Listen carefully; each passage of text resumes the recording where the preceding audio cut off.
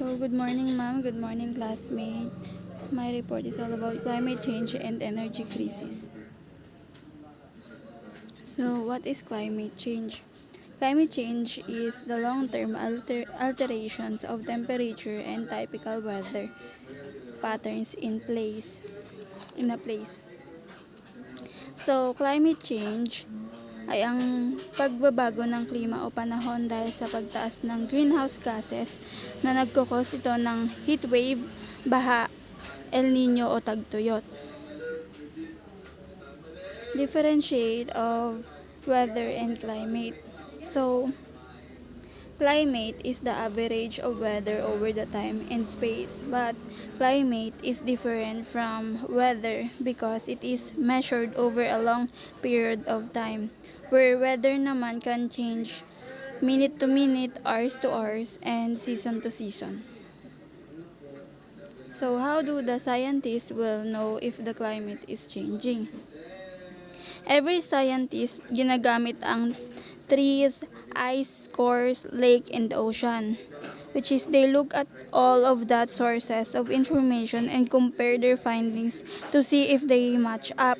So if they match up, they will confirm that climate is already changing. Meron pa po silang isang ginagamit which is yung climate maps. So, climate maps can also be used to see if there are climatic changes in one area, which is meron tayong climate map in the Philippines. Yan, climate map of the Philippines. So, in the climate map of the Philippines, there are 4 organized climate types in the Philippines, and they are based on the distribution of rainfall. They are described as the type 1, which is the blue color. 2 pronounced season, dry from November to April and wet during the rest of the year.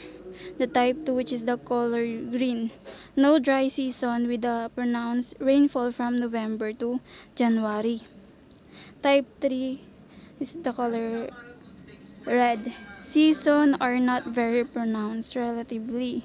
Dry from November to April and wet during the rest of the year. The type 4. The type 4, which is a rainfall, is more or less evenly distributed throughout the year. So, there are 3 recognized seasons, which is the tag-init or tag-araw. The hot seasons or summer from March to May, and taglamig, the cold season from December to February.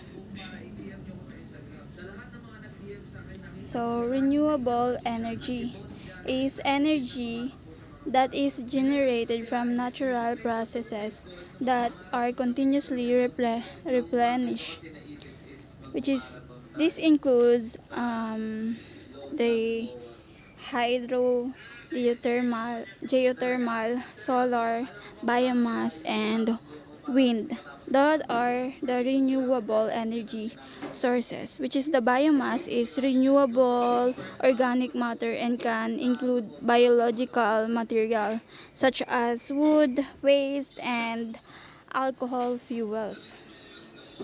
So, what is the effect of climate change on energy? We all know that energy plays an important role in many aspects of our lives. Let's say, for example, we use fuel for transportation, for heating, and also for cooking. Our energy production and use is interconnected with many other aspects of modern life, such as water consumption, use of goods and services, transportation, economic growth, land use, and population growth. So the climate change could affect the amount of water availability to produce electricity or extract fuel in areas where water between energy production and other uses could increase. So I have a video about the energy production.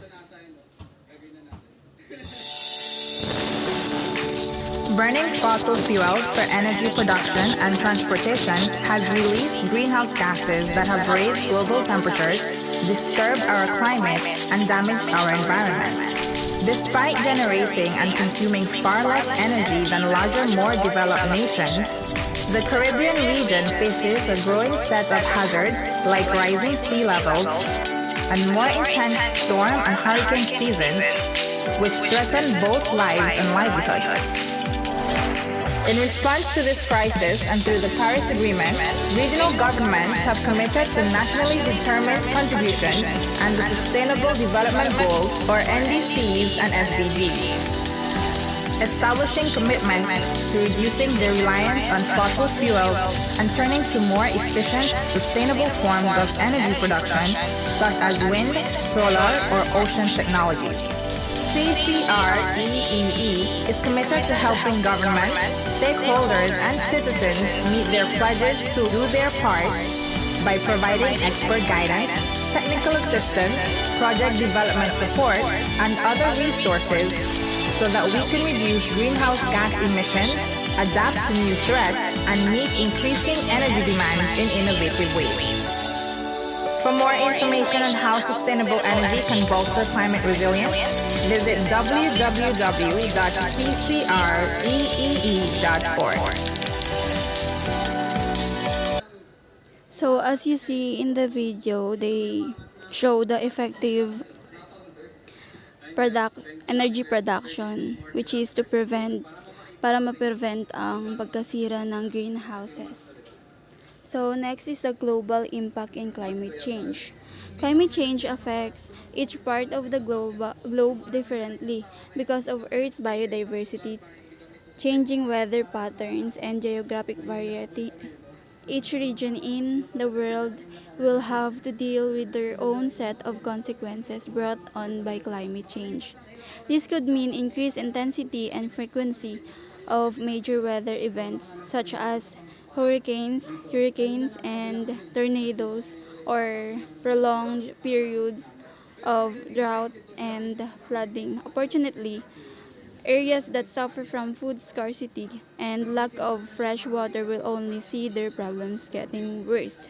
So in this global impact in climate change is the worst or ay dangerous na mangyayari sa buong mundo, which is may papakita po akong video. Human activities, from pollution to overpopulation, are driving up the Earth's temperature and fundamentally changing the world around us. The main cause is a phenomenon known as the greenhouse effect.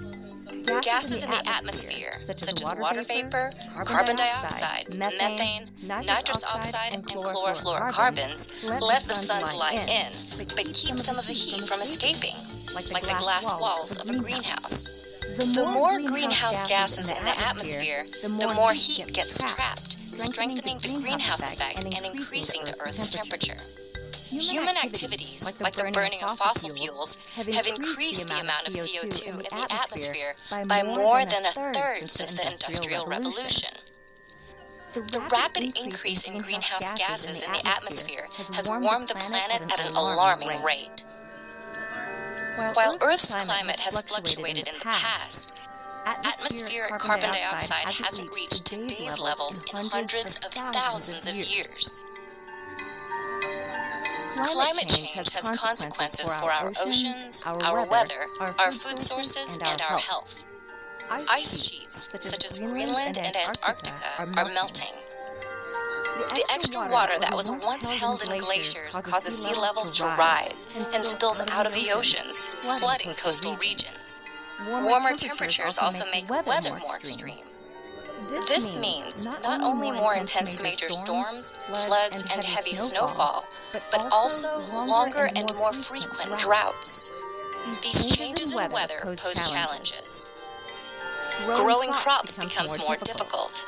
The areas where plants and animals can live shift, and water supplies are diminished. In addition to creating new agricultural challenges, climate change can directly affect people's physical health. In urban areas, the warmer atmosphere creates an environment that traps and increases the amount of smog. This is because smog contains ozone particles, which increase rapidly at higher temperatures. Exposure to higher levels of smog can cause health problems such as asthma, heart disease, and lung cancer.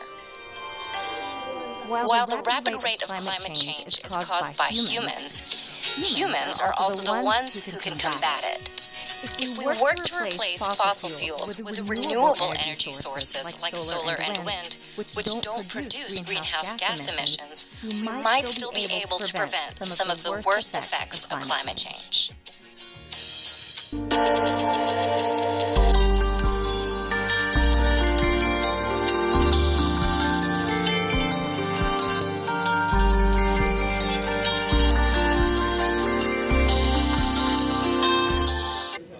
And that's all. Thank you.